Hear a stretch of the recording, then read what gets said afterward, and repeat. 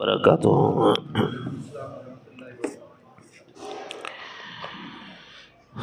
الحمد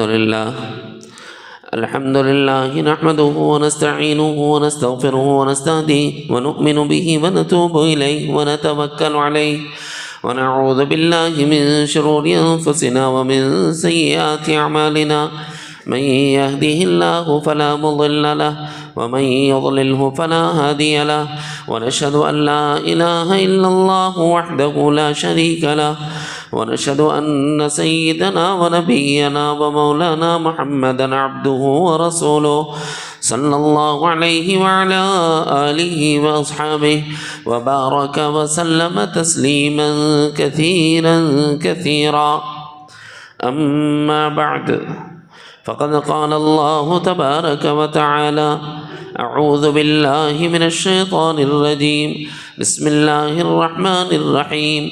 إن عدة الشهور عند الله 12 شهرا في كتاب الله يوم خلق السماوات والأرض منها 4 حرم، ذلك الدين القيم، فلا تظلموا فيهن أنفسكم وقاتلوا المشركين كافة كما يقاتلونكم كافة واعلموا أن الله مع المتقين. إنما النسيء زيادة في الكفر يضل به الذين كفروا يحلونه عاما ويحرمونه عاما ليواتعوا عدة ما حرم الله فيحلوا ما حرم الله. زين لهم سوء أعمالهم والله لا يهدي القوم الكافرين. صدق اللہ العظیم.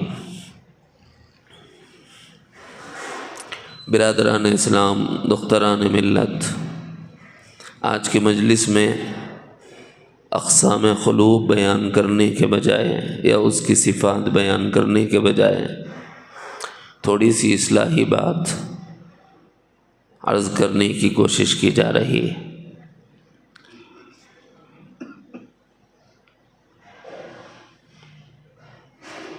امید کرتے ہیں کہ یہ اصلاحی بات بھی ہمارے لیے ویسے ہی مفید ہو جیسے علوم تصوف کے کچھ اسباق چل رہے ہیں، کیونکہ ظاہر شرع کو چھوڑ کر ہم تصوف اور طریقت کی نزاکتوں کو نہ سمجھ سکتے ہیں، نہ اس کے بلند مراتب کو پا سکتے ہیں. ظاہر شرع میں سے ایک حصہ ہم نے اس کو منتخب اس لیے کیا ہے کیونکہ اس میں اہل کفر کی ایک صفت مذکور ہے. اہل کفر کی صفت بھی سامنے آ جائے گی اور ساتھ میں ہمیں کیا کرنا چاہیے مہینے کی مناسبت سے کچھ بات سامنے آ جائے گی.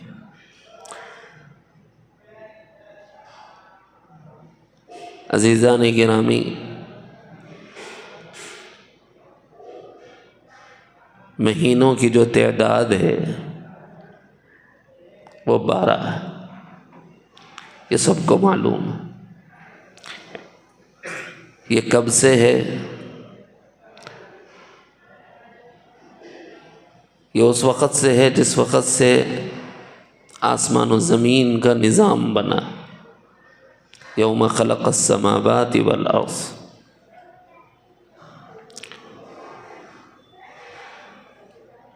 بارہ مہینوں کی یہ ترتیب سال کی تکمیل کہلاتی ہے. ہمارے یہاں جس کے 12 مہینے مکمل ہو جائیں یعنی 12 چاند گزر جائیں تو یوں کہا جاتا ہے یہ 1 سال اور بڑا ہو گیا. انگریزی میں بھی جب کسی کی برتھ ڈے آتی ہے، برتھ ڈے مناؤ نہیں بول رہا ہوں، سمجھا رہا ہوں کہ جب کسی کی برتھ ڈے آتی ہے تو وہاں لکھا ہوتا ہے وہ جتنے سال پیچھے چلے گئے نا، 5 years old 6 years old، جتنے سال اس کے پیچھے چلے گئے اس کے بعد کہتا ہے یہ اتنا پرانا ہو گیا.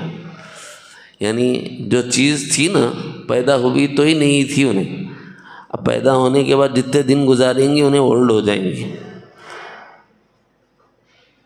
پرانی ہو جائیں گی۔ اللہ تعالیٰ نے جو نظام بتایا ہے، ان عدۃ الشہور عند اللہ 12 شہرا، اس میں ایک اشارہ ہے، یہ کس کے لیے ہے؟ آیا یہ کہ کیا یہ اللہ تعالیٰ کے لیے ہے؟ مفسرین کا اس پر کلام ہے، فرمایا کہ نہیں، یہ ہمارے انتظام ربوبیت کے لیے، یہ ہمارے لیے اللہ کا انتظام ہے ربوبیت کے لیے۔ یہ دراصل اللہ تعالیٰ کی جانب سے نظام العمل ہے جو ہمیں دیا گیا ہے۔ یہ 12 مہینے کیسے ہوتے ہیں؟ جب 4 ہفتے یا 30 دن مکمل ہو جاتے ہیں تو اس کی 30 دن کی تکمیل پر 1 مہینہ مکمل ہوتا ہے۔ اور یہ ہفتے مکمل کیسے ہوتے ہیں؟ ہفتے مکمل ہوتے ہیں دنوں کے آنے اور راتوں کے آنے سے۔ اور یہ دن اور رات کا نظام کس لیے ہے؟ پیچھے آتے جائیں آپ، یہ دن اور رات کا نظام کس لیے ہے؟ وَجَعَلْنَا اللَّيْلَ لِبَاسًا، رات کو اللہ نے آرام کے لیے بنایا۔ وَجَعَلْنَا النَّهَارَ مَعَاشًا، اور دن کو ہم نے تلاش معاش کے لیے بنایا۔ مگر اس پہلے ہی سبق میں ہم آؤٹ ہیں۔ وَجَعَلْنَا اللَّيْلَ لِبَاسًا، اللہ نے فرمایا کہ میں نے رات سونے کے لیے بنائی۔ مولویوں نے اس کو تقریروں کی بنا لی، جلسوں کی اجتماعات کی بنا لی، اور عوام نے گفتگو کی بنا لی۔ چلو ٹھیک ہے، کوئی جائز بات، کوئی جائز گفتگو ہو رہی ہو، فقہاء نے کہا گنجائش ہے۔ لیکن جب آپ چوراہوں پر جاؤ گے نا، ہوٹلوں پر دیکھو گے تو نظر آئے گا کہ یہاں نہ دین کی بات ہو رہی ہے نہ دنیا کی بات ہو رہی ہے، یہاں نفسانیات اور خواہشات کی بات ہو رہی ہے۔ جتنے چبوترے دیکھو تو رات میں آباد، جس چبوترے پہ دیکھو آپ کو 2-4 بچے بیٹھے ہوئے مل جائیں گے۔ کیا صاحب آپ درود شریف کا ورد فرما رہے ہیں؟ کیا آپ مراقبہ فرما رہے ہیں؟ کیا آپ اپنا محاسبہ فرما رہے ہیں؟ کیا ذکر ہو رہا ہے؟ کیا تلاوت ہو رہی ہے؟ ہو کیا رہا ہے؟ ارے فلاں کی بیٹی اتنی خوبصورت، فلاں کی بہن اتنی خوبصورت۔ مجھے معاف کریں، یہ تلخ حقیقت ہے معاشرے کی۔ جو بچے چبوتروں پر بیٹھتے ہیں ان کی گفتگو کا محور کیا ہے؟ ان کی گفتگو کا مرکز لب لباب اور خلاصہ کیا ہے؟ یہی نا کہ فلاں اتنی خوبصورت ہے، فلاں اتنی خوبصورت۔ یہ بہت بڑے عیب کی بات ہے، یہ منافقین کی علامات ہیں۔ راہوں میں بیٹھ کر خواتین اسلام کو بے آبرو کرنا، ان کی حرمت پامال کرنا، ان کے بارے میں زبان دراز کرتے ہوئے الفاظ کسنا، یہ سب کام کس کے تھے؟ منافقین کے تھے۔ چبوتروں پہ نہیں بیٹھتے تھے۔ وہاں پر کیا تھا معلوم ہے؟ جس وقت کا یہ تذکرہ جس کا قرآن شریف میں ذکر ہے، منافقین کی صفت یہ تھی کہ جب پہلے زمانے میں خواتین، پہلے جب تک اندھیرا ہوتا تھا، اب تو شہروں کا نظام بالکل الگ ہے، آپ دن میں جاؤ کہ رات میں جاؤ، فلیش کر کے آ جاؤ، صاحب ضرورت سے فارغ ہو گئے پتہ بھی نہیں چلے، گھر میں فارغ ہو جاتے۔ اب اضلاع میں تھوڑی بہت ترقی ہوئی ہے تو یہ دیکھنے میں آتا ہے کہ صاحب ایک سسٹم بنا دیا گیا ہے، یہاں بھی طہارت خانے بنے ہوئے ہیں، ضروریات سے فارغ ہوں گے تو اپنے گھر میں ہوں گے، پردے سے ہوں گے، اللہ کا شکر ہے۔ پہلے زمانے میں ایسا نہیں تھا سسٹم۔ تھوڑا پہلے چلے جاؤ کیا تھا؟ ضروریات کرتے تھے، 24 گھنٹے جمع رہتا تھا، پھر صبح کو ایک بھنگی آتا، مہتر آتا، اور پھر وہ سب کچھ لے کے جاتا تو گھر صاف ہوتا، خوشبو آتی، ورنہ سب کے سب اسی بو میں پریشان رہتے تھے۔ تھوڑا پہلے کا، اس سے تھوڑا پہلے پیچھے جاتے جائیے آپ تو پتہ چلے گا کہ نہیں صاحب یہ ایسا نظام تھا کہ لوگ گھروں میں فارغ ہی نہیں ہوتے تھے۔ اور علماء نے فرمایا ہے کہ یہی وجہ ہے کہ پہلے زمانے میں اثرات کم ہوتے تھے، اب اثرات زیادہ ہیں۔ پہلے زمانے میں اثرات کم ہوتے تھے، کیوں؟ قضائے حاجت وہ لوگ باہر کرتے تھے اور گھر کو صاف ستھرا رکھتے تھے۔ گھر صاف ستھرا رہتا ہے تو اثرات کم ہوتے، اور ہم گھر کی صفائی کا خیال نہیں رکھتے۔ اب یہ غلاظت جب باہر کرنے گئے تو واپس آتے تھے، خواتین اندھیرے میں چلے جاتے تھے تاکہ کسی کو پتہ نہ چلے، اور جب وہ واپس آتے رہتے تھے تو مردانے کے جانے کا ٹائم ہوتا تھا۔ تو یہ جو مرد حضرات جاتے تھے، اس میں بعض منافقین تھے، جب عورتوں کو دیکھتے تو عجیب الفاظ کستے تھے۔ آج کا ہمارا نوجوان چبوتروں پر بیٹھ کر آنے جانے والی بہنوں کی جو بے احترامی کر رہا ہے، مجھے بتاؤ یہ اس منافق کے مشابہ ہے کہ نہیں؟ اس کے مماثل ہے کہ نہیں؟ بہت غلط بات۔ یہ ایک اصلاحی بات درمیان میں آ گئی تو میں نے عرض کر دی، اس میں ایک سبق بھی میں نے دے دیا۔ اب کے زمانے میں کیا کرنا مول صاحب، گھر میں طہارت خانہ ہے، کونے میں گھر کے بناتے تھے پہلے، اور اس کے نام میں وہ بات موجود ہے۔ یہ جو اردو میں لکھا جاتا ہے نا، پائیں خانہ ہے، وہ پائیں خانہ، اس کا مطلب ہے گھر کے کنارے ایک گھر بنایا گیا، ایک خانہ بنایا گیا، پائیں خانہ۔ کاہے کے لیے ہے صاحب؟ وہ گھر سے باہر غلاظت رہے، گھر کے اندر نہ۔ اب وہ مخفف ہوتے ہوتے ہو کیا ہو گیا، وہ آپ لوگ بول لو، اب اس پہ بولوں گا تو پورے لوگ دیکھیں۔ اصل جملہ کیا ہے؟ پائیں یعنی گھر کے کنارے، پائیں باغ، باغ کے کنارے، پائیں خانہ گھر کے کنارے، خانہ گھر کو کہتے ہیں، پائیں خانہ گھر کے کنارے۔ قضائے حاجت کے لیے جانا ہوتا تو پائیں خانہ جاتے تھے، یعنی گھر کے کنارے کے حصے میں۔ وہ کب جانا شروع کرے؟ جب وہ چھیڑم چھاڑی شروع ہوئی نا، تو پھر گھر سے باہر نکلنا بند کر کے پائیں خانہ بنایا گیا، وہاں قضائے حاجت کیا جانے لگا۔ بازار سے، کھیت کھلیان سے گھر میں داخل ہو گئے، اثرات قریب آ گئے۔ اب اوپر سے ہمارے پاس نیا زمانہ ہے، لیٹسٹ، گھر کے پائیں میں نہیں ہے، کمرے کے پائیں میں ہے۔ جہاں تک غلاظت کی بو آئے گی شیطان وہاں تک اثر انداز ہوگا۔ اس لیے بہنوں سے گزارش ہے کہ اگر اپنے گھر میں قضائے حاجت کے لیے آپ نے ٹوائلٹس بنائے ہوئے ہیں تو اس کو ایک تو صاف ستھرا رکھو، دوسرے بند کر کے رکھو، کھلا مت رکھو، اور خاص طور پر دعا کا اہتمام کرتے رہو جاتے ہوئے بھی، اللہم انی اعوذ بک من الخبث والخبائث۔ کیوں سکھایا نبی نے اس دعا کو؟ کیوں سکھایا؟ یہ وہ جگہ ہے کہ یہاں شیطان ہوتا ہے، اور نبی نے خبر دی ہے کہ اگر کوئی بندہ جاتا ہے اور اللہ کی پناہ نہیں پکڑتا تو اعضائے سطر سے کھیلتا ہے شیطان۔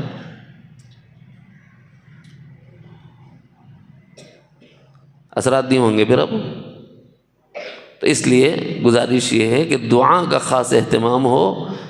اول تو باہر ہونا تھا، گھر میں آ گیا، گھر کے کنارے ہونا تھا، حجرے میں آ گیا، اب اتنا ہو گیا تو شیطان سے کتنی قربت ہو گئی۔ اچھا، صحابہ کا عجیب معمول تھا، ان کے ہر حجرے میں ایک مصلی ہوتا تھا خواتین کی نماز کے لیے، اور اپنے پورے گھر میں مصلی نہیں۔ ان کے گھر میں ایک دیکھا میں، باقی کتنے گھراں دیکھا میں، کس کے بھی گھر میں مصلی نثار نہیں دکھا میں۔ عورتوں کو نماز پڑھنے، ذکر کرنے کے لیے کم سے کم ایک چھوٹی جگہ، ایک مصلی کی اتنی جگہ تو چھوڑنا، کہیں نہیں چھوڑنا چاہیے۔ ہم مصلی کو جگہ نہیں چھوڑتے، طہارت خانے کو چھوڑتے۔ چلو ٹھیک ہے بھئی، عورتوں کی حرمت و عفت کے لیے، اس کی حفاظت کے لیے آپ نے بنائے، ٹھیک ہے، تو اب اس کا اہتمام بھی تو کرو نا۔ پھر اہتمام کیا ہے؟ صفائی ہو، ستھرائی ہو، اور اس کے ساتھ ساتھ اس بات کا اہتمام ہو کہ وہ بند ہو، اور اس بات کا مزید اہتمام ہو کہ سنت رسول کے مطابق ہم قضائے حاجت سے فارغ ہوں، جاتے ہوئے دعا کا اہتمام ہو اور آتے ہوئے دعا کا اہتمام۔ بات کہیں سے کہیں چلی گئی، کیونکہ سبق کے پیچھے سبق نکلتا چلا گیا۔ تو بات چلی تھی یہ جو چوراستوں پہ بیٹھتے ہیں وہ کرتے کیا ہیں؟ منافقین کی چال چلتے ہوئے عورتوں کے ساتھ چھیڑ خانی کرتے ہیں۔ صفات منافقین میں اس کا تذکرہ گزر چکا ہے۔ ازواج مطہرات کو گھر میں بیٹھے رہنے کی کیوں تعلیم دی گئی؟ سبق دیا گیا ہے، آپ کو یاد آ گیا ہوگا، مگر مجھے اس موضوع میں سے دوسری چیزیں بطور سبق کے عرض کرنی ہے تو سنا رہا ہوں۔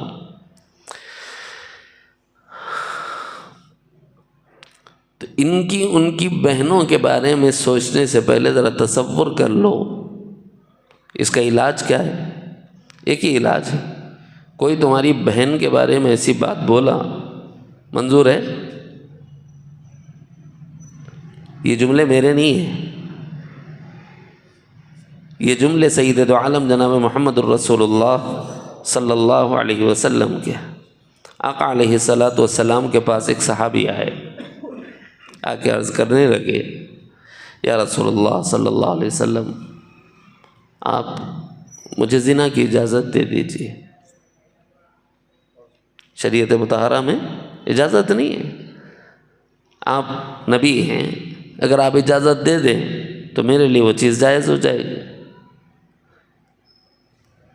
ہمارے خیال میں ایسے شخص کو کیا کرنا چاہیے؟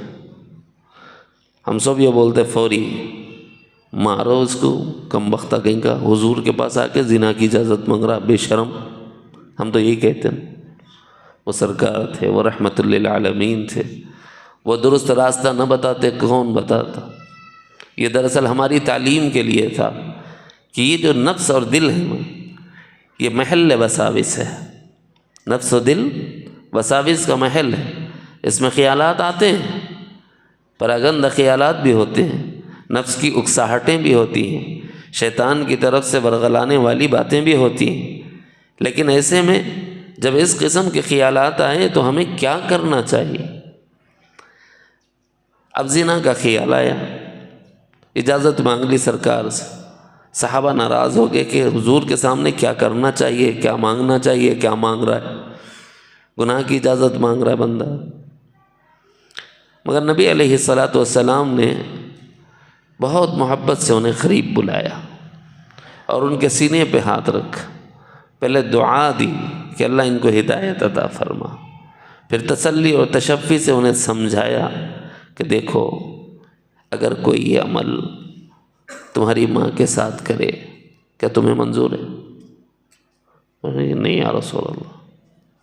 اچھا سوچو یہ عمل کوئی تمہاری بہن کے ساتھ کرے کیا آپ کو منظور ہے؟ اور نہیں یا رسول اللہ، میں تو کاٹ دوں، ہم تو یہ کہتے ہیں قتل کر دوں گا۔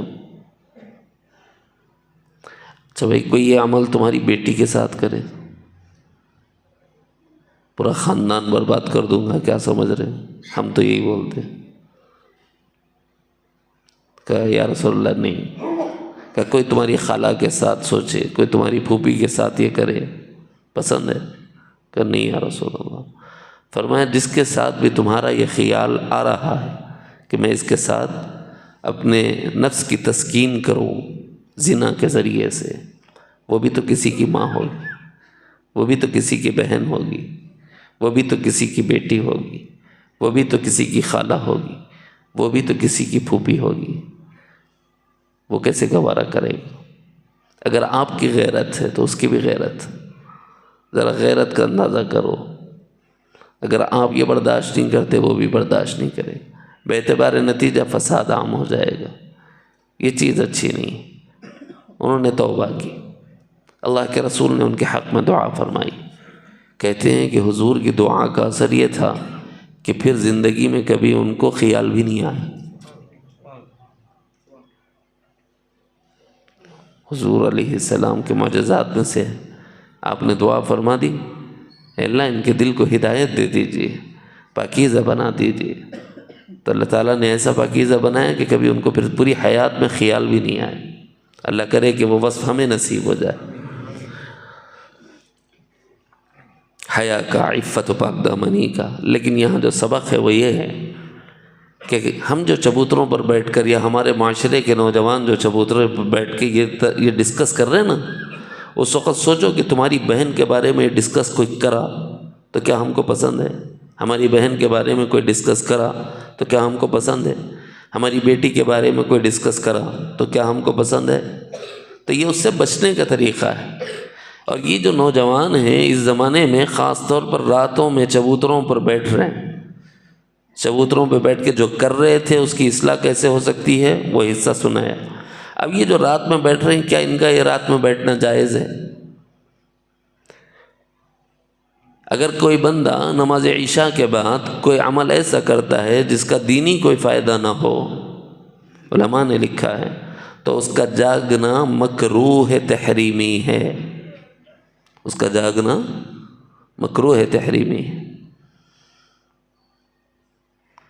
اور نوجوان بازار میں بیٹھتا ہے، چبوتروں پہ بیٹھتا ہے، کب تک بیٹھتا ہے؟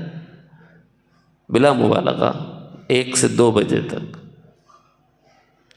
گھر میں ماں تڑپ رہی ہے، بوڑھا باپ سسک رہا ہے، بوڑھے ہیں، ضعفاء ہیں، کمزور ہیں، کوئی ہے ان کو پرسان حال، ان کو پوچھنے والا، ان کی دوا دارو کرنے والا، ان کی خیر خیریت لینے والا؟ یہ نوجوان کر کیا رہا ہے باہر؟ صرف اس کے بارے میں تبصرے اور تذکرے۔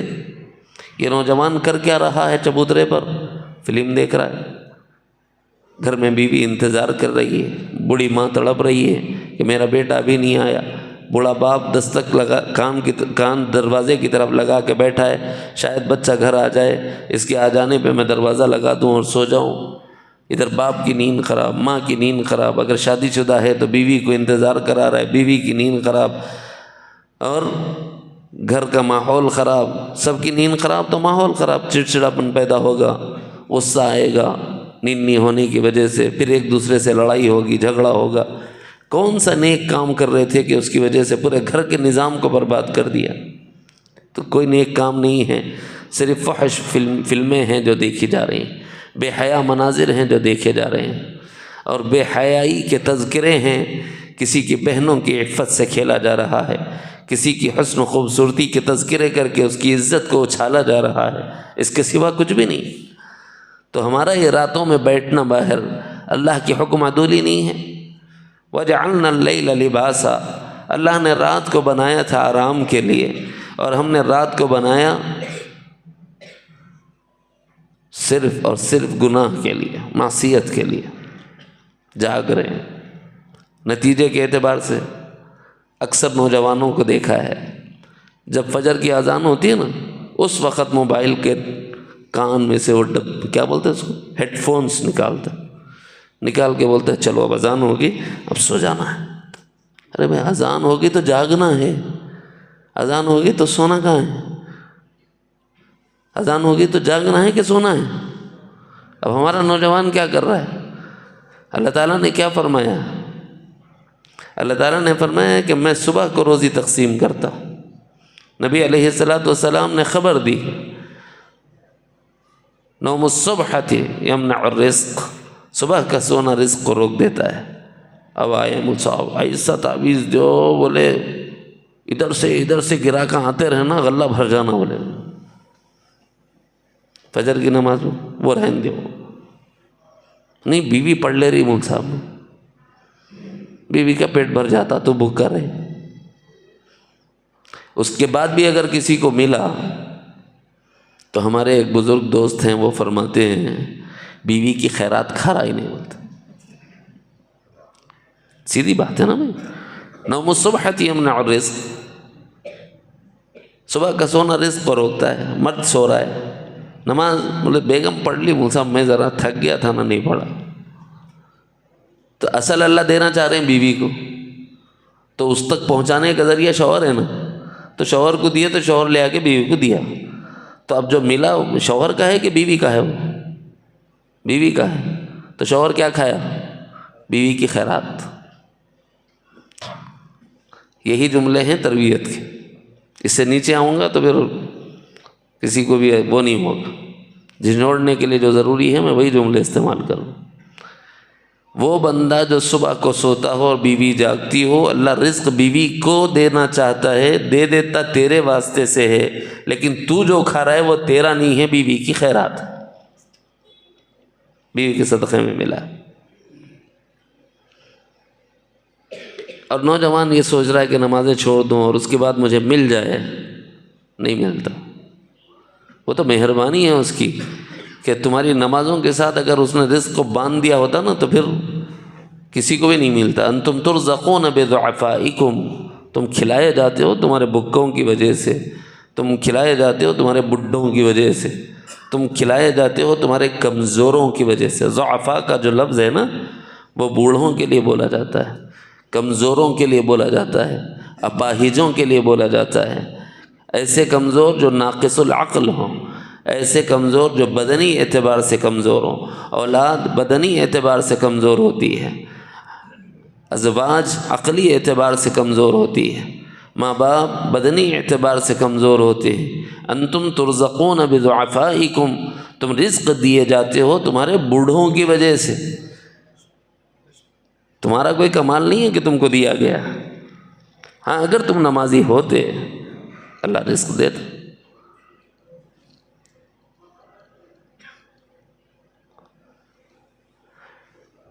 ہمارے والد ماجد رحمۃ اللہ علیہ، ان کے پاس ایک شخص آیا، آگے کہنے لگا کہ حضرت رزق میں بہت پریشانی ہے، کوئی وظیفہ دے دیجیے۔ حضرت نے فرمایا دیتا ہوں مگر پابندی بہت ضروری ہے، تو آپ جو بولے وہ کرتا ہوں۔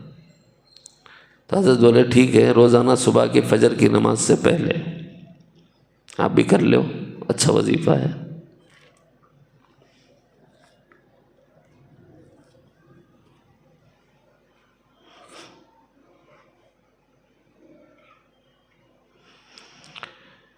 سو مرتبہ اگر کوئی بندہ پڑھ لے گا تو اللہ تعالیٰ اس کو رزق عطا فرمائے گا۔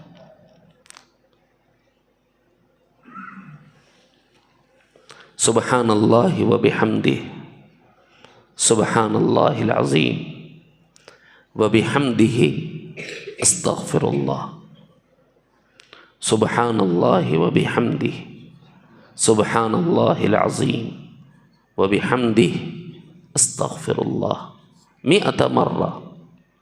سیدنا علی المرتضیٰ رضی اللہ عنہ، انہوں نے کسی کو یہ وظیفہ دی تو اس نے سوال کیا یہ پڑھنے کے بعد میں کام نہیں کرا تو بھی اللہ میں دیتے، کام چورا ایسے بھی رہتے؟ پوچھا بھی تو کس سے؟ باب العلم سے۔ وہ سیدنا علی المرتضیٰ تھے۔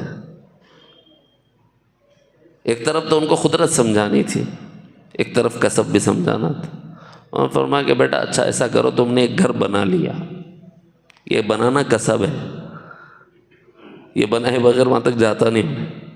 تم نے ایک محل بنا لیا، محل کے اندر محل بنایا، اس محل میں پھر محل بنایا، پھر اس محل کے اندر اور چھوٹا محل بنایا، پھر اس میں حجرہ بنایا، پھر اس حجرے میں حجرہ بنایا، 7 پرت خلوں کی دیواریں موٹی موٹی جیسی ہوتی ہیں ویسی۔ اس کے بعد آخری ایسا کمرہ اپنے اندر سے بنایا کہ اس میں سے باہر سے اندر آنے کے لیے نہ دھوپ کے آنے کو جگہ ہو، نہ ہوا کے آنے کو جگہ ہو، کوئی جگہ نہ ہو۔ کیا ہوتا بابا وہاں رہے تو جا کے؟ ارے نہیں معلوم کیا ہوتا؟ موت آ جاتی جی۔ سیدنا علی المرتضیٰ رضی اللہ عنہ نے فرمایا جس راستے سے موت آتی ہے اسی راستے سے رزق آئے گا، یقین چاہیے۔ کون سا راستہ ہے موت کے آنے کے راستے؟ یہ اللہ کی قدرت ہے، جہاں سے وہ موت بھیج سکتا ہے نا وہاں سے روزی بھی بھیج سکتا ہے۔ ارے وہ پتھروں کے اندر رزق رسانی کا کام کرتا ہے، وہ سمندروں میں رزق رسانی کا کام کرتا ہے، وہ بحر ظلمات میں رزق رسانی کا کام کرتا ہے۔ کیا وہ تمہارے ایک 7 کمروں کے اندر نہیں بھیج سکتا رزق کو؟ مگر پڑھنا کب معلوم؟ فجر کی اذان سے پہلے پڑھنا پڑے۔ میں نے حضرت سے پوچھا تھا کہ حضرت یہ فجر کے چھوڑ کے دوسری نمازوں میں کرے چلتا کیا؟ ان کو معلوم ہے چچا بیٹھے وہ زمانہ ہمارا انہوں دیکھے سے حضرت دوسرے وقت میں کر لیا چلتا کیا؟ بولے نہیں چلتا، وہ اس وقت ہے۔ بولے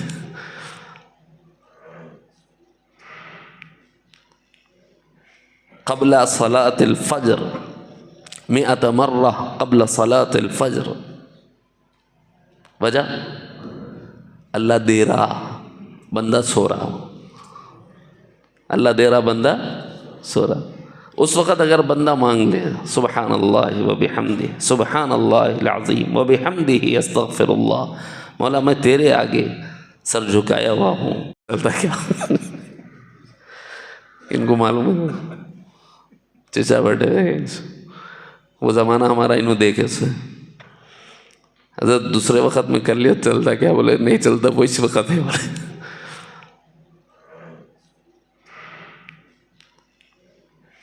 قبل صلاة الفجر 100 مرہ قبل صلاة الفجر، وجہ اللہ دے رہا بندہ سو رہا ہو، اللہ دے رہا بندہ سو رہا۔ اس وقت اگر بندہ مانگ لے سبحان اللہ و بحمدہ سبحان اللہ العظیم و بحمدہ استغفر اللہ، مولا میں تیرے آگے سر جھکایا ہوا ہوں، تیری تسبیح کرتا ہوں، تیری تعریف کرتا ہوں۔ بھکاری کیا کرتا ہے؟ غنی کی تعریف کرتا ہے۔ بھکاری کیا کرتا ہے؟ اس کے سامنے اپنی بے کسی، اپنی عاجزی کا اظہار کرتا ہے۔ سبحان اللہ میں بندے کی عاجزی ہے اور اللہ کی پاکیزگی ہے۔ الحمدللہ میں بندے کی عاجزی ہے، سبحان اللہ میں بندے کے نقائص ہیں اور اللہ کی پاکیزگی ہے۔ الحمدللہ میں بندے کی عاجزی ہے اور اللہ کی قدرتیں اور کمالات ہیں۔ وَبِحَمْدِهِ، اور اس کی تعریف ہے، استغفر اللہ، اور اسی سے معافی کی طلب ہے۔ جب بندہ اپنے گناہ سے معافی مانگ رہا ہو تو اس کا مطلب بھیک ہی مانگ رہا ہے نا۔ جب بندہ کہتا ہے فَقُلْتُ اسْتَغْفِرُوا رَبَّكُمْ إِنَّهُ كَانَ غَفَّارًا يُرْسِلِ السَّمَاءَ عَلَيْكُمْ مِدْرَارًا وَيُمْدِدْكُمْ بِأَمْوَالٍ وَبَنِينَ وَيَجْعَلْ لَكُمْ جَنَّاتٍ وَيَجْعَلْ لَكُمْ أَنْهَارًا۔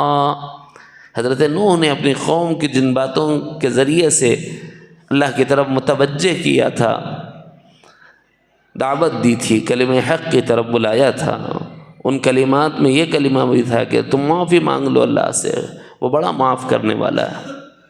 فَقُلْتُ اسْتَغْفِرُوا رَبَّكُمْ، وہ تمہاری ضرورتوں کا پورا کرنے والا ہے۔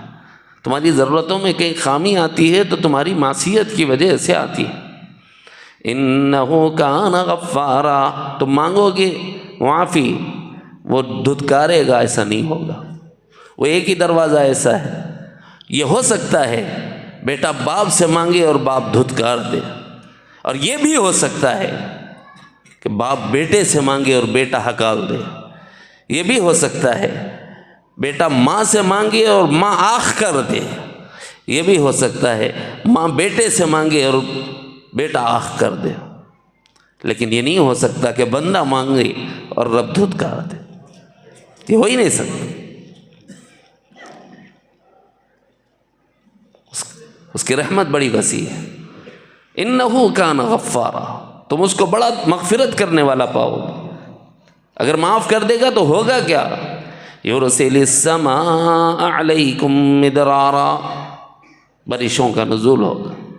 مفسرین فرماتے ہیں 2 بارشیں اتریں گی، یہ ایک نہ سمجھنا۔ کیوں؟ اس لیے کہ تم جسم روح کے جامع ہو، تمہاری ضرورتیں 2 طرح کی ہیں۔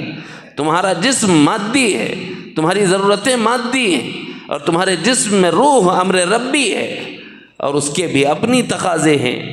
لہٰذا اللہ کی بارشیں بھی 2 طرح کی اتریں گی۔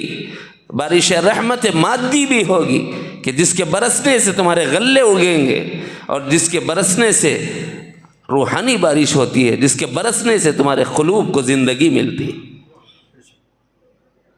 انہو کان غفارا یرسل السماء علیکم مدرارا۔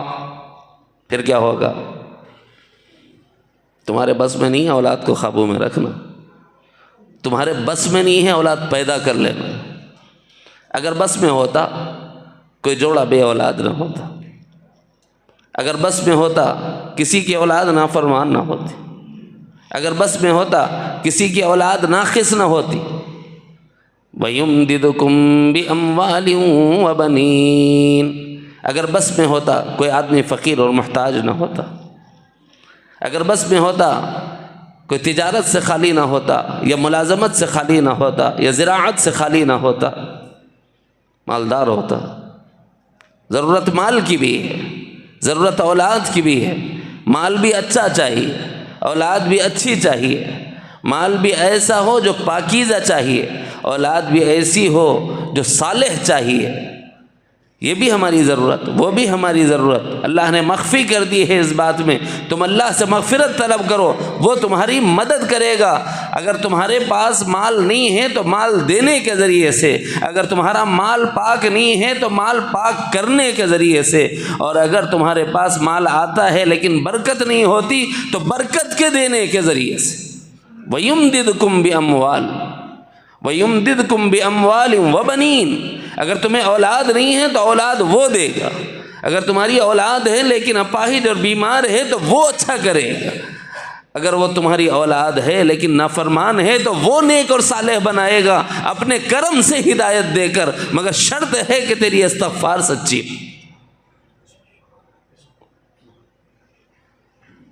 وَيَجْعَلْ لَكُمْ جَنَّاتٍ، پھر تو دنیا کی زندگی تو جنت ہی جنت،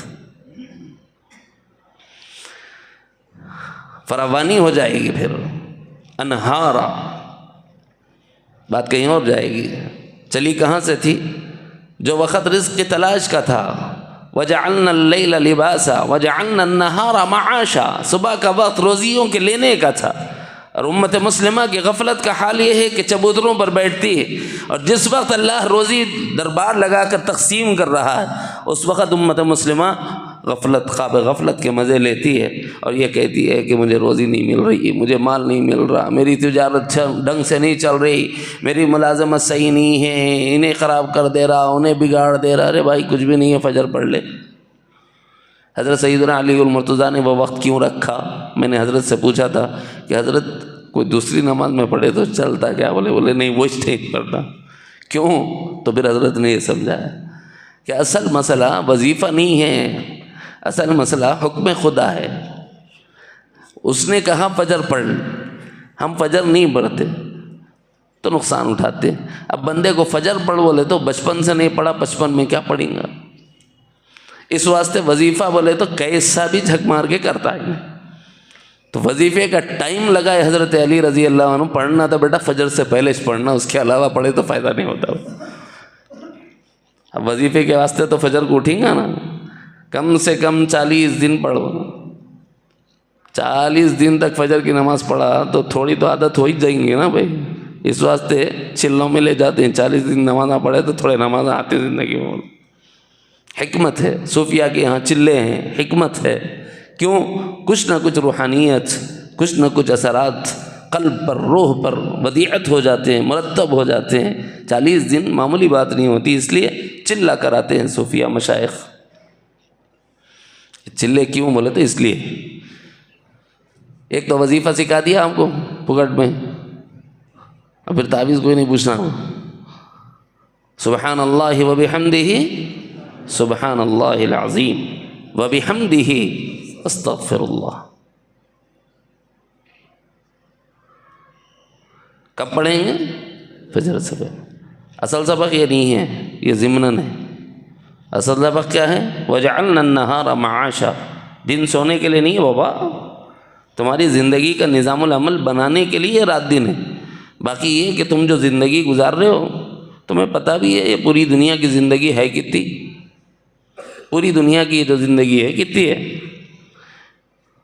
ایک ہفتہ پہلے ہم لوگ کیلکولیشن کر رہے تھے، حضرت آدم علیہ السلام کی عمر کتنی، حضرت نوح علیہ السلام کی عمر کتنی، جی حضرت موسیٰ علیہ السلام کی عمر کتنی، حضرت عیسیٰ علیہ السلام کی عمر کتنی، جناب رسول اللہ صلی اللہ علیہ وسلم تک کتنا زمانہ گزرا، اور حضور سے ہم تک کتنا زمانہ گزرا۔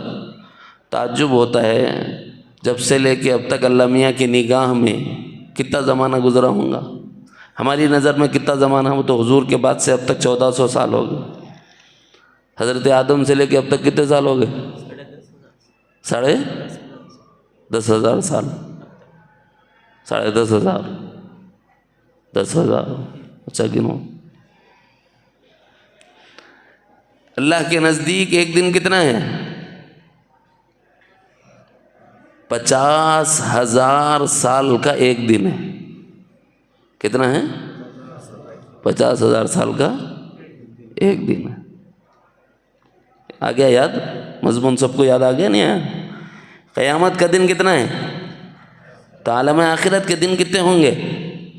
50,000 سال ہمارے یہ ہمارے نظام العمل میں جو دیے گئے ہیں اس اعتبار سے دیکھا گیا تو یہاں کے جو 50,000 ہوتے نا وہاں کا ایک ہی چھوٹا. تو حضرت آدم سے لے کے اب تک کاؤنٹنگ کر لیے تو آدھا دن بھی نہیں گزرا ہے. کاؤنٹنگ کرے تو آدھا پون دن بھی نہیں گزرا. ایک روایت کے مطابق 1,000 سال کا ایک دن ہوگا.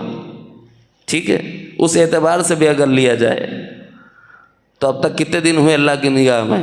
جب سے دنیا بنی ہے جب سے اب تک 10 سے 11 دن، 10 سے 11 دن، اس سے زیادہ نہیں. اس واسطے اللہ نے کیا فرمایا؟ تم قیامت کو دور دیکھ رہے ہو کیونکہ تمہارے پاس رات جلدی آ رہی، دن جلدی آ رہا. میرے پاس تو اتنے دنوں کا ایک دن ہے، میں تو کل دیکھ رہا ہوں اس کو. اللہ نے جو فرمایا نا کہ تم اس کو دور سمجھتے ہو،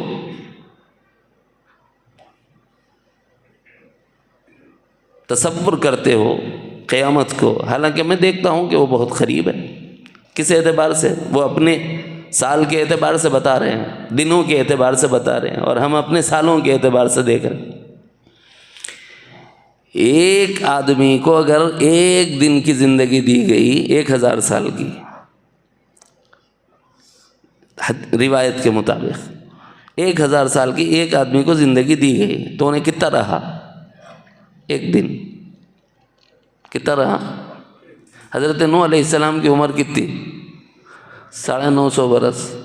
ابھی 50 برس کم. ان کو اٹھا کے پوچھے تم کتنا رہے؟ وہ تو دن کا کچھ حصہ رہا بولتے ہیں. حضرت عزیر نے وہی تو کیا نا، جب 100 سال کے بعد اللہ نے انہیں جگایا اور پوچھا کتنا سوئے ہو؟ بولے ایک لمحہ، ایک دن یا اس کا کچھ حصہ. انہوں نے یہی کہا تھا. اللہ نے فرمایا ویسا نہیں ہے، 100 سال ہو گئے پورے. تو یہ جو دنیا کی زندگی ہے اللہ کے اعتبار سے تو بہت چھوڑی ہے. ہمارے اعتبار سے لگ رہا ہے کہ ہم اتنے سال گزر گئے، اتنی رات، اتنی دن آئے اور گزر گئے. یہ رات اور دن کا جو نظام ہے ہمارے اوقات کو مرتب کر کے ہمارے کام کاج میں سہولت پیدا کرنے کے لیے. ان عدت الشہور عند اللہ 12 شہرا فی کتاب اللہ یوم خلق السماوات والارض. اچھا، عجیب بات یہ ہے جو میرے سبق کا آج کا حصہ ہے، منہا 4 حرم. ان 12 مہینوں میں بھی دیکھنا، یہ جو تھوڑی سی زندگی تمہیں دی ہے اسے غفلت میں نہ گزارو. رات سو کے گزارو، دن معاش کی تلاش میں گزارو، عبادت میں گزارو، غفلت میں نہ گزارو. اور اس میں بھی خاص اہتمام کرنا ہے، خصوصی فکر کرنا ہے. کس بارے میں؟ یہ جو 12 مہینے ہیں نا، یہ 12 مہینوں میں 4 مہینے بہت برکت والے ہیں، بہت عظمت والے ہیں، بہت قدر والے ہیں. اس کی بے احترامی نہ کرو، اس کی بے اکرامی نہ کرو. منہا 4 حرم ذلك الدین القیم فلا تظلموا فیہن انفسکم. ان مہینوں میں جو حرمت والے ہیں، مقدس ہیں، محترم ہیں، تم اپنی جانوں پر ظلم نہ کرو. تم اپنی جانوں پر ظلم نہ کرو. فلا تظلموا فیہن انفسکم. جو ترجمہ دیکھنا ہو دیکھ لو، جو تفسیر دیکھنا ہو دیکھ لو. اپنی جانوں پہ ظلم نہ کرو. کیا مطلب ہے؟ بندہ کوئی ایسا عمل کرے اس کے بعد جہنم کا مستحق ہو، اس کو کہتے ہیں اپنی جان پر ظلم کرنا. مختصر لفظوں، بندہ کوئی ایسا عمل کرے کہ اس کے بعد جہنم کا مستحق ہو جائے، اس عمل کو کہتے ہیں اپنی جان پر ظلم کرنا. اس کی کتنی قسمیں ہیں؟ شرک، کفر، نفاق، ارتداد، بدعات، رسوم و رواج، معصیت، غفلت، طاعت حق سے انحراف، ابتلاء معصیت. یہ کل موٹی موٹی 10 قسمیں اور بھی ہو سکتی ہیں. موٹی موٹی اتنی باتیں جتنی سمجھ میں آ سکتی ہیں. اگر یہ ان میں سے کوئی کام کرتا ہے تو یہ مستحق جہنم بناتا ہے. یہ اعمال وہ ہیں جو کبھی کم کبھی زیادہ ہو جاتے ہیں، کبھی کفر تک لے جاتے ہیں، کبھی شرک تک لے جاتے ہیں، جس کے نتیجے میں بندہ مستحق جہنم بنتا ہے۔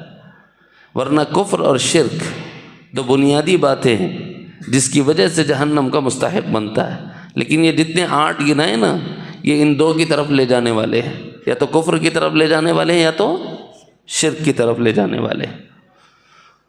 تو بنیادی طور پر 2 باتوں سے بچنا، شرک اور کفر۔ کیسے بچیں گے؟ مزید جو 8 قسمیں بتائی ہیں ان میں احتیاط کرو تو شرک اور کفر سے بچو گے، نفاق سے، ارتداد سے، بدعات سے، خرافات سے، غفلت سے، معصیت سے۔ جو کام اللہ نے کرنے کو کہا ہے اس کو نہ کرنے سے بچنا، اور جو کام نہیں کرنے کو کہا ہے اس کو کرنے سے بچنا، ورنہ کیا ہوگا؟ یا تو کفر تک جائے گا یا تو شرک تک جائے گا۔ یہ موٹی موٹی 8 باتیں بتائی ہیں وہ 2 سے بچنے کے لیے۔ اگر ان میں سے کوئی کام کرتا ہے تو بندہ اپنی جان پر ظلم کرتا ہے۔ عام دنوں میں بھی نہیں کرنا ہے یہ کام، عام دنوں میں بھی نہیں کرنا ہے، پھر اس میں سے اشہر حرم میں تو بالکل بھی نہیں کرنا ہے۔ تو یہ مہینہ کون سا ہے؟ اشہر حرم کتنے ہیں؟ 4 مہینے، منہا 4 حرم، ان 12 میں 4 مقدس مہینے، ان کا احترام واجب ہے، احترام واجب ہے۔ اس واسطے سنا رہا ہوں کہ اس وقت امت کی غفلت کا حال یہ ہے کہ اس کو 12 مہینوں میں 4 مہینے کون سے ہیں وہ بھی نہیں معلوم ہے، اور اس میں کیسا رہنا ہے وہ بھی نہیں معلوم ہے، اس میں کیسا رہنا ہے وہ بھی نہیں معلوم ہے۔ کیا غفلت کرتے ہیں آگے بتاؤں گا۔ یہ مہینے اتنے مقدس ہیں کہ اس میں کوئی نئی رسم ایجاد نہیں کر سکتے آپ، کرے تو کس کے جیسے؟ کفار مکہ کے جیسے۔ کیوں؟ انہوں نے کی تھی، تم ان کی سنت کو اختیار کر رہے ہو، تم ان کا طریقہ اختیار کر رہے ہو۔ کہاں ہے؟ اسی آیت کے بعد والی آیت میں، انما النسی، بلا شبہ انہوں نے نسی اختیار کی۔ نسی کیا ہے؟ تاریخوں کی بے احترامی، مہینوں کی بے احترامی۔ کیسے کی انہوں نے بے احترامی؟ وہ 3 مہینے ایک ساتھ آ جاتے نا، ذوالقعدہ، ذوالحجہ اور محرم، یہ 3 مہینے ایک ساتھ، اور رجب یہ مہینہ ہے، کل 4 مہینے حرمت والے ہیں۔ ان کو 1 مہینہ رجب میں بیٹھ جاؤ بولے تو بیٹھ جاتے، ذوالقعدہ بیٹھ گئے، ذوالحجہ بیٹھ گئے تو سمجھ لو تیر مار لیا، کیونکہ اہل کفر میں ان کی سرشت میں امن سے بیٹھنا نہیں ہے، فتنہ ان کی سرشت میں ہے۔ اب یہ لوگ لڑنے کے لیے، جھگڑنے کے لیے محرم کے مہینے کو کیا کرتے تھے؟ اس سال محرم کا مہینہ دوسرے مہینے میں آ رہا، سفر میں، اس سال محرم کا مہینہ ربیع الاول میں، ربیع الاول پہلے آ گیا، کیا کرو؟ لڑائی حلال، یحلونہ عاما ویحرمونہ عاما، ایک سال اس کو حلال کر دیتے تھے، ایک سال اس کو حرام کر دیتے۔ اللہ فرما رہے ہیں وہ بھی کئی کو کرتے تھے، فعدۃ ما حرم اللہ، جس کو اللہ نے حرام کر دیا، حرمت والا بنایا نا، وہ حرمت والا اللہ بنایا بول کے پورا کرنے کے واسطے 4تھے مہینے کو کہیں تو بھی ڈال دے کے بہرحال پورا کر لیتے تھے، ادھر سے نکال کے ادھر، ادھر سے نکال کے ادھر نہیں ڈال سکتے۔ شریعت میں جو جب ہے تبھی ہونا ہے، جہاں ہے وہیں ہونا ہے، جیسا ہے ویسے ہی ہونا ہے۔ نہیں سمجھ میں آیا؟ یہاں سے وہاں جگہ بدلے تو مسئلہ بدل جاتا۔ مثال دیتا، اللہ کے گھر کا طواف کرنا ہے نہیں کرنا ہے؟ الکوثر والے مسجد بہت اچھی بنائیں صاحب، قالینہ بچھائیں، کلراں کریں، سب اچھا ہو گیا، اب اس کا طواف کر لیتا ہوں، کہاں حج کو جاؤں؟ ہوتا؟ اللہ کا گھر نہیں ہے یہ؟ نہیں صاحب اللہ کا گھر، مگر یہ طواف یہاں کرے تو نہیں چلتا، اس کے لیے وہیں جانا پڑے گا، ہے نا؟ اسی طرح جس مہینے کو اللہ نے حرمت والا بولا ہے اس کو بدل کے دوسری جگہ ڈالے تو نہیں چلے گا۔ یہ کیا ہے؟ یہ کفر ہے، زیادۃ فی الکفر۔ آسان ترجمۃ القرآن مولانا تقی عثمانی صاحب دامت برکاتہ نے لکھا ہے، پہلے تمہارے کفراں کم تھے، نیا کفر ایجاد کر لیے، سو تاریخ کی بے احترامی کرنے کو کفر قرار دیا۔ انما النسیء زیادۃ فی الکفر، اور یہ چھوٹی بات نہیں ہے، تمہارے نزدیک چھوٹی دکھ رہی ہوں گی، اس حرمت والے مہینے کی بے احترامی اتنی بڑی ہے کہ اللہ تعالیٰ نے فرمایا اس تمہارے عمل کی وجہ سے تمہیں گمراہ کر دیا گیا۔ انما النسیء زیادۃ فی الکفر یضل بہ الذین کفروا، جنہوں نے یہ کفر اختیار کیا اس کفر کی وجہ سے اللہ نے ان کو گمراہ کر دیا۔ آسان لفظوں میں کیا بتلوں؟ جو حرمت والے مہینے کی بے احترامی کرتا ہے اس جرم میں اللہ اس کو گمراہ کر دیتا ہے۔ رجب کے مہینے کی بے احترامی کرے تو گمراہ نہیں ہوں گے؟ کتنے مسلمان غفلت میں ہیں، پتہ بھی نہیں ہے کہ رجب کا مہینہ، اور اس کی بے احترامی کیسے ہو سکتی ہے؟ نماز چھوڑ کے ہو سکتی ہے۔ اللہ نے جو فرض کیا ہے ان فرائض کو چھوڑ کے ہو سکتی ہے، نمبر 1۔ نمبر 2، جو کام اللہ نے مت کرو کہا ہے وہ کر کے ہو سکتی ہے۔ مثلا اللہ نے کہا شراب نہ پیو، عام دنوں میں بھی نہیں پینا ہے، حرمت والے مہینے میں تو بہت اہتمام کرنا ہے۔ جیسے شراب غیر رمضان میں حرام ہے، رمضان میں تو بدرجہ اولا اہتمام کرتا ہے، ایسے ہی حرمت والے مہینوں میں بدرجہ اولا اہتمام کرنا چاہیے۔ اس بے احترامی کی وجہ سے گمراہی کا اندیشہ ہے۔ میں فتویٰ نہیں دیتا، محتاط لفظ استعمال کرتا۔ کس کا اندیشہ ہے؟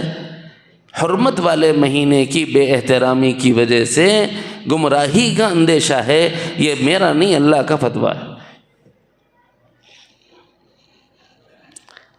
اب اس میں حرمت والے مہینے میں زمانہ قدیم میں کیا ہوتا تھا؟ لڑتے جھگڑتے نہیں تھے، قتال نہیں کرتے تھے۔ يسألونك عن الشهر الحرام قتال فيه قل قتال فيه كبير۔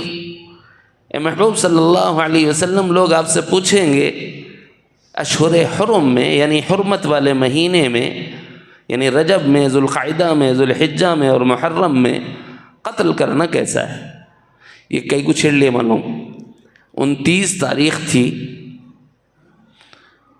مہینے کی، رجب سے پہلے والے مہینے کی، ابھی چاند نظر نہیں آیا تھا۔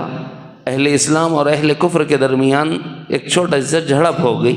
اس جھڑپ میں اہل کفر کا آدمی قتل ہو گیا۔ تھوڑی سی بات کافروں کو مل گئی نا تو اس کو ہوا بناتے۔ ابھی چاند بعد میں دکھا، قتل پہلے ہوا، لیکن پروپیگنڈا ایسا کیا کہ چاند دکھ کے بعد قتل کرے، چاند دکھ کے بعد قتل کرے، چاند دکھ کے بعد قتل کرے۔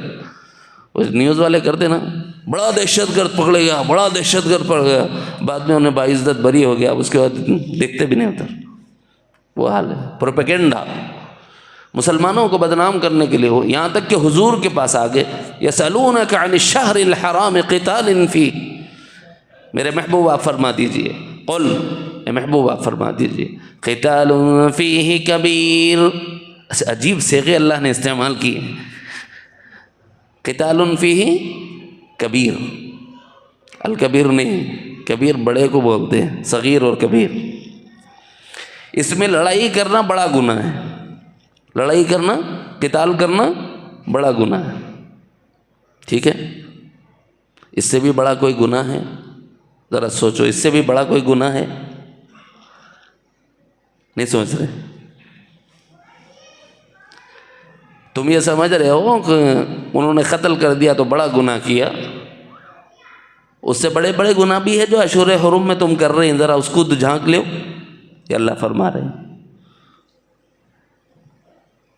وَصَدٌّ عَن سَبِيلِ اللَّهِ، اللہ کے راستے کی طرف آنے والوں کی راہ میں رکاوٹ ڈال دینا، یہ قتل سے بڑا گناہ ہے، یہ قتل سے بڑا گناہ۔ آگے بتاؤں گا کہاں ہے وہ۔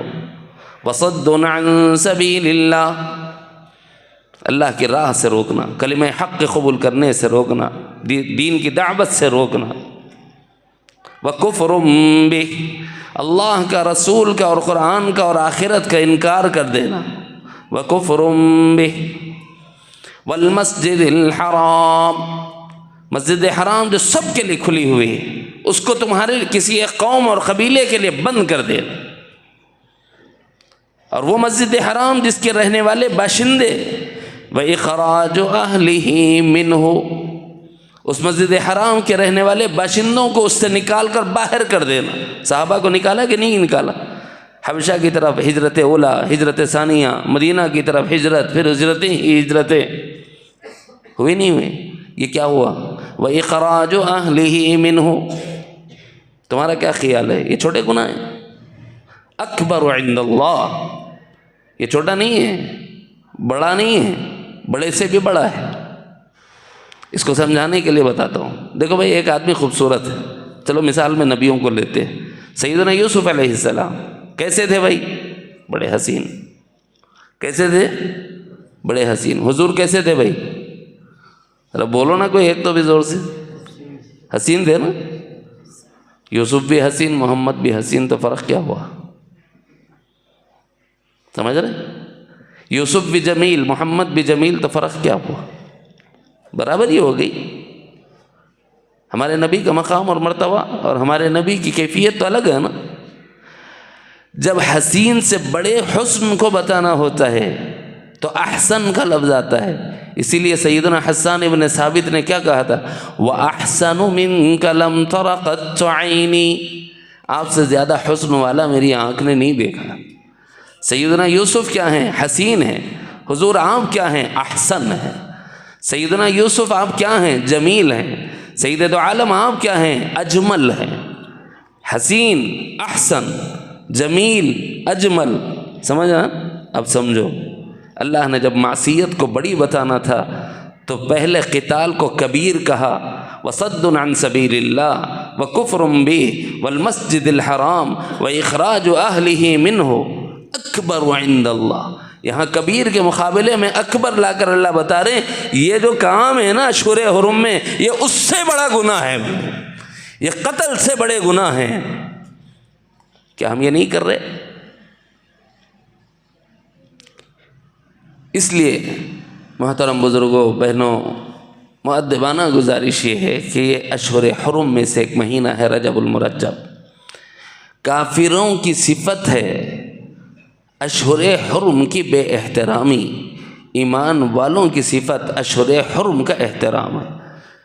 اس میں ہم عام دنوں میں بھی گناہ نہیں کرنا چاہیے، اہتمام سے اشہر حرم میں گناہ سے بچنا چاہیے۔ کہیں ایسا نہ ہو کہ اشہر حرم کی بے احترامی کی وجہ سے اللہ ہمیں ہدایت سے محروم کر دے اور گمراہی میں ڈال دے۔ خلاصہ سمجھ آ گیا مضمون کا؟ اشہر حرم میں سے چونکہ یہ مہینہ چل رہا ہے اس لیے میں نے اس کو اصلاحی طور پر پیش کر دیا اور کفار کی ایک صفت بتا دی، اشہر حرم کی بے احترامی۔ ہماری صفت اشہر حرم کا احترام۔ احترام کیا ہے؟ ہر نیکی کے کام کو کوالٹی کے ساتھ پورا کرنے کی کوشش، ہر برائی اور نافرمانی سے پورے اہتمام سے بچنے کی کوشش۔ کیوں؟ اس لیے کہ یہ مقدس مہینہ ہے، اس میں لڑائی نہیں چاہیے، اس میں جھگڑا نہیں چاہیے، اس میں غیبت نہیں چاہیے، اس میں بہتان نہیں چاہیے، اس میں افق نہیں چاہیے، اس میں الزام نہیں چاہیے، اس میں کسی قسم کے دین کے کام میں رکاوٹ نہیں چاہیے۔ یہ اہتمام جب تک ہم نہیں کریں گے اس وقت تک حرمت والے مہینے کا احترام کرنے والے ہم شاید اللہ کے نزدیک نہیں ہوں گے۔ اس لیے بھائی خوب اہتمام کرنے کی کوشش کیجیے۔ اللہ مجھے بھی توفیق دے کہ اشہر حرم کی حرمت مجھ سے آپ سے پامال نہ ہو، جیسے اس کو احترام سے گزارنا ہے ویسے احترام سے گزاریں، خصوصاً دعاؤں کا اہتمام کریں۔ پیارے آقا مدنی کریم صلی اللہ علیہ وسلم یہیں سے دعائیں شروع فرماتے تھے۔ اذا دخل الرجب فقال النبی صلی اللہ علیہ وسلم اللہم بارک لی فی رجب و شعبان وبلغنی رمضان۔ اے اللہ رجب اور شعبان میں مجھے اتنی برکت دے دے، میری عمر میں اتنی برکت دے دے کہ رمضان مجھے مل جائے، تاکہ میں کما حق ہو رمضان کی روحانیت، اس کی نورانیت سے فائدہ اٹھاؤں۔ صوفیہ فرماتے ہیں سالکین طریقت کو رمضان کا اہتمام رجب سے کرنا چاہیے۔ کیوں؟ فرمایا رجب ظاہری پاکیزگی حاصل کرنے کا مہینہ ہے اور شعبان باطنی پاکیزگی حاصل کرنے کا مہینہ ہے اور رمضان انوار الہی کو لوٹنے کا مہینہ ہے۔ ان خزانوں کو نورانی، رحمانی اور روحانی اور ربانی وہی لوٹ سکتا ہے جو پہلے سے اپنا انتظام درست رکھے، اہتمام کر لے۔ تو رجب شروع ہوگی، بلکہ کافی دن گزر بھی گئے، خوب اہتمام کریں کہ ان میں ہماری ظاہری گناہوں سے پاکیزگی ہو جائے، معاملات کی صفائی ہو جائے، جس قدر ہو سکے اپنے کو ظاہراً پاک کر سکتے ہوں کر لوں، تاکہ آگے شعبان میں پھر برات بھی آئے گی، خوب رب کو منائیں گے، اپنی باطن کو پاک کریں گے، یہاں تک کہ رمضان میں داخل ہو کر اللہ کی روحانیت اور نورانیت کو حاصل کریں۔ اس لیے سالکین کے لیے اسپیشلی یہ وعظ آج کا میں نے منتخب کر کے سنایا۔ اللہ کرے کہ مجھے اور آپ کو عمل کی توفیق نصیب ہوں۔ کلمات